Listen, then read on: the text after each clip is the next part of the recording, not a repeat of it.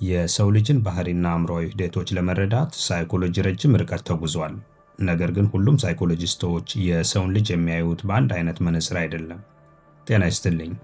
በሳይኮሎጂ ታሪኩ ውስጥ ትልቅ ተጽዕኖ የፈጠሩትን ዋና ዋና የሀሳብ ዘርፎች ማንሳት ራሳችንንና ሌሎች ሰዎችን የተሻለ ለመረዳት ጠቃሚ ስለሆነ ዛሬ ባጭሩ ልንመለከተው ፈልገናል። እስከ ዝግጅቱ ፍጻሜ አብራችሁን ቆዩ። በመጀመሪያው ረድፍ የምናገኘው በሳይኮሎጂ ታሪክ ቀዳሚ የሆነውን ስትራክቸራሊዝም ነው። ይህ የሐሳብ ዘርፍ ትኩረቱን ያደረገው የሰውን የአእምሮ መዋቅር በመተንተን ላይ ነው።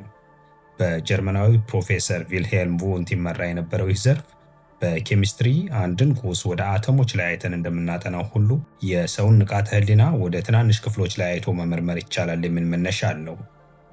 ስትራክቸራሊዝም የሰውን አእምሮ ወደ ትናንሽ ክፍሎች በመነጣጠልና እነዚያ ትናንሽ ክፍሎቹ ምንድናቸው፣ ተግባራቸውስ ምንድነው ብሎ ይጠይቃል። በዚህም መሰረት የሰውን ንቃተ ህሊና በሶስት መሰረታዊ ክፍሎች ይከፍለዋል። እነሱም በስሜት ህዋሳታችን የሚደርሱን ስሜቶች፣ በትዝታ ወይም በምናብ የሚከሰቱ ምስሎችና እንደ ፍቅር፣ ጥላቻ ወይም ደስታ ያሉ ስሜታዊ መገለጫዎች እንደሆኑ ያስረዳል ስትራክቸራሊዝም። በዚህ ዘርፍ ስር ያሉ ሳይኮሎጂስቶች የሚጠቀሙት ዘዴ ኢንትሮስፔክሽን የሚባል ሲሆን ራስን እንደ መመርመር ያለ ዘዴ ነው። ወደ ውስጥ መመልከት ልንለውም እንችላለን።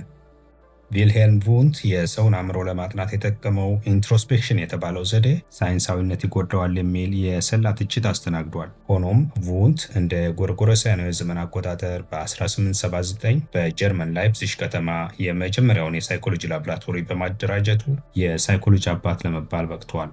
የላቦራቶሪው መከፈትም ሳይኮሎጂ ከፍልስፍና ወጥቶ ራሱን የቻለ ሳይንስ እንዲሆን አስችሎታል። በሌላ በኩል ደግሞ ዊሊያም ጄምስ የጀመረው ፋንክሽናሊዝም ለስትራክቸራሊዝም እንደ ምላሽ የመጣ ሲሆን አእምሮ ከምን ተሰራ ሳይሆን ምን ይሰራል፣ እንዴትስ ከአካባቢያችን ጋር እንድንላመድና በህይወት እንድንቆይ ይረዳናል በሚለው ላይ ያተኩራል። ምልከታና የተግባር ሙከራዎች የዚህ ዘርፍ የጥናት ዘዴዎች ሲሆኑ ሳይኮሎጂ በላቦራቶሪ ብቻ ተዘግቶ እንዳይቀር አድርጓል። የሁለቱን ልዩነት ግልጽ ለማድረግ አንድ ቀላል አናሎጂ እንመልከት።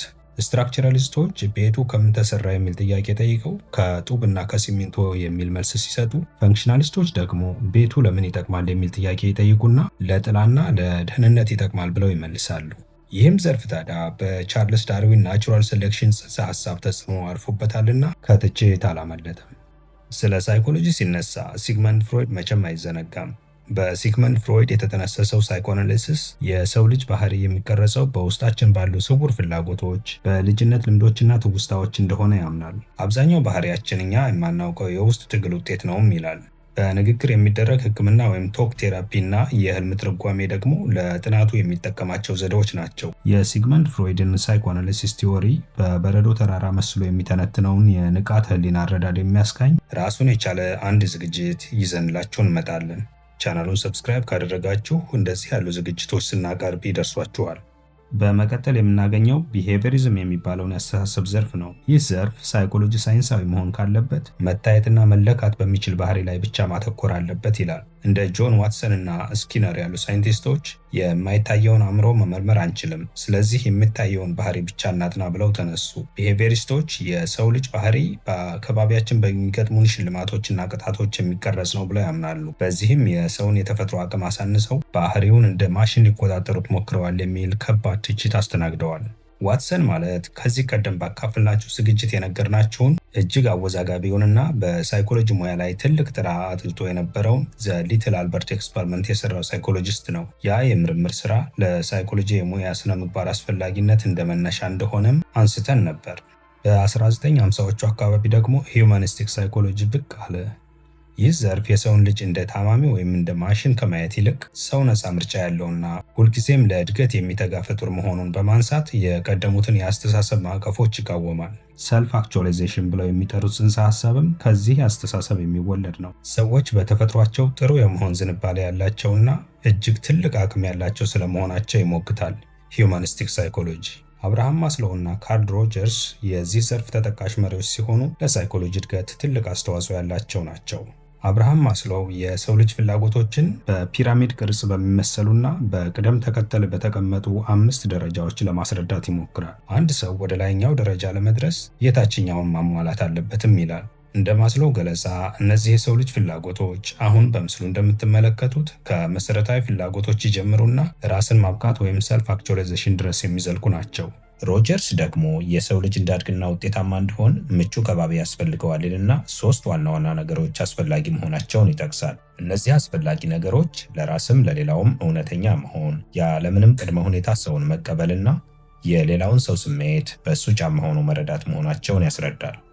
ሂዩማኒዝም ዛሬ ለምንጠቀማቸው የራስ አገዝ ወይም ሰልፍ ሄልፕ መጽሐፍትና የምክክር አገልግሎቶች ወይም ካውንስሊንግ ትልቅ መሰረት ያኖረ ዘርፍ ነው። ሌላው የሳይኮሎጂ ሐሳብ ዘርፍ በዘመናዊው ዓለም ትልቅ ቦታ ያለውና በተለይ በ1960ዎቹ ናኝቶ የነበረው ኮግኒቲቭ ሳይኮሎጂ ነው። ይህ ዘርፍ አእምሮ እንዴት መረጃን እንደሚያከማች፣ እንደሚያስብ፣ ቋንቋን እንደሚጠቀም፣ እንደሚያስታውስና ችግሮችን እንዴት እንደሚፈታ ያጠናል። ኮግኒቲቭ ሳይኮሎጂ አእምሮአችንን ልክ እንደ ኮምፒውተር የመረጃ አቀናባሪ አድርጎ የሚመለከተው ሲሆን ሂደቱንም በ3 ዋና ዋና ደረጃዎች ይከፍለዋል። እነዚህ 3 ደረጃዎችም መረጃን ከከባቢያችን በስሜት ሕዋሳታችን በኩል መቀበል፣ መረጃውን መተርጎም፣ ማሰብና ውሳኔ መስጠት እንዲሁም በንግግር ወይም በድርጊት ምላሽ መስጠት ናቸው። በዚህ ዘመን በዓለም ላይ ውጤታማነታቸው ከተመሰከረላቸው የሕክምና ዘዴዎች አንዱ የሆነው ኮግኒቲቭ ቢሄቪየራል ቴራፒ ይህንን የሐሳብ ዘርፍ መሰረት አድርጎ የመጣ ነው። ዛሬ ያየናቸው እያንዳንዳቸው የሐሳብ ዘርፎች ለሰው ልጅ ባህሪና የአእምሮ አሰራር የተለያየ ትንታኔ ይሰጣሉ።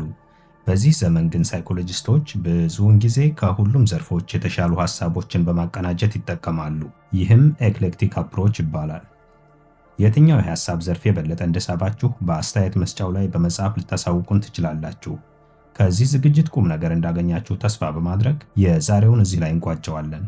በሳይኮሎጂ ሙያ ዙሪያ እናንተን ይጠቅማሉ የምንላቸውን ዝግጅቶች ማቅረባችንን እንቀጥላለን። ይህንን ዓላማችንን ከወደዳችሁት ቻናሉን ሰብስክራይብ በማድረግ አዳዲስ ዝግጅቶችን ስንለቅ ማስታወሻ እንዲደርሳችሁ የደወል ምልክቱን አብሩት። ቪዲዮውንም ላይክ እና ሼር አድርጉት። አብራችሁን ስላላችሁ ከልብ እናመሰግናለን። በሌላ ዝግጅት እስከምንገናኝ ሰላም።